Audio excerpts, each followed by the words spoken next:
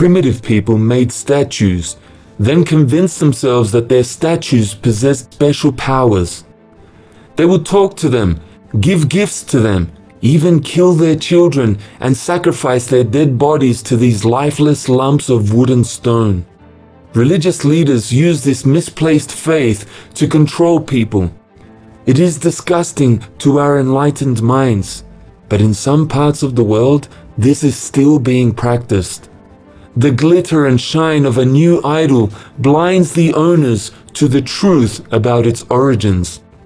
But such ignorance is not limited to the non-Western world.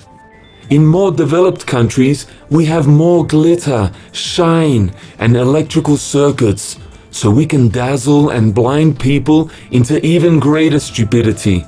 Glossy publications, coast-to-coast billboards, reality shows, and social media conspire to dictate the kind of music we will enjoy, the kind of clothes that we will wear, and the values that will shape our lives. Whole families spend hours worshipping in front of idols that sparkle with color, sound, and moving pictures. These idols tell parents they can find happiness by working harder in the idol factories of our world to get money. In turn, parents teach their children that they too must dedicate their lives to the production lines. The high priests of our society give us tokens, that is money, for sacrificing our lives and families to their religion of economics. Anyone who suggests that the real God is displeased with such materialism is rejected as superstitious. It is considered more intelligent to put your faith in things that you can see and touch, things that we have made ourselves.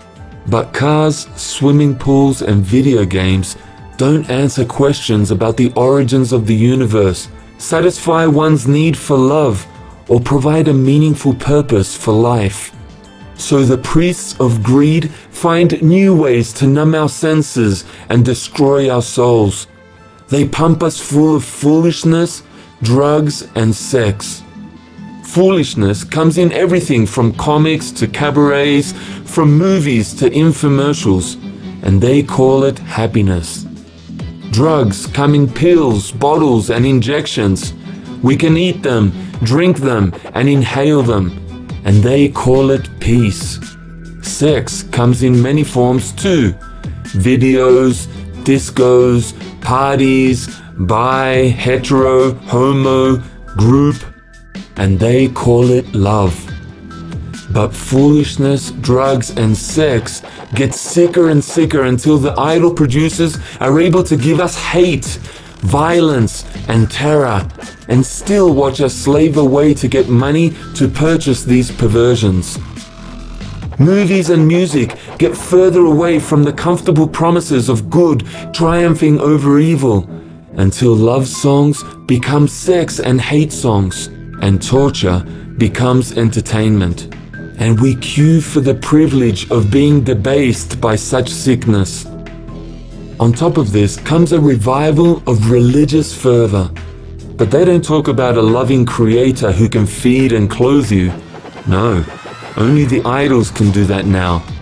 But they do promote lots of new superstitions about how the stars or lines on your palm or leaves in your teacup can control your life and lead you to true happiness. The meaning of life is to be found in biorhythms, auras, aromatherapy, you name it. Every week a new book of jargon and double talk lands on the market. The more ridiculous the claim, the more enthusiastically people will believe it. And now we are approaching the final stage of global madness, blatant worship of the devil, the incarnation of all that is evil. True, we stopped believing in the devil years ago, but it didn't make him any less real. We've been worshipping him without knowing it ever since we stopped worshipping the Creator. And the devil has been using money and all that it buys to destroy our minds and souls ever since. The world is now almost sufficiently under his thumb that he can take public credit and gloat in his successful humiliation of mankind. Is there no way out? Yes, there is. Smash your idols and return to simple childlike faith in God. To hell with the lies of the respectable, the demonic system and its brainwashed puppets. We don't need to enslave ourselves for their dollars or their idols. God can feed us if we will work to build a new world of love. We've tried it and we've found that it works. Join with us in this cause. You may be sure that nobody who's greedy, for greed is idolatry, will ever receive a share in the kingdom of God.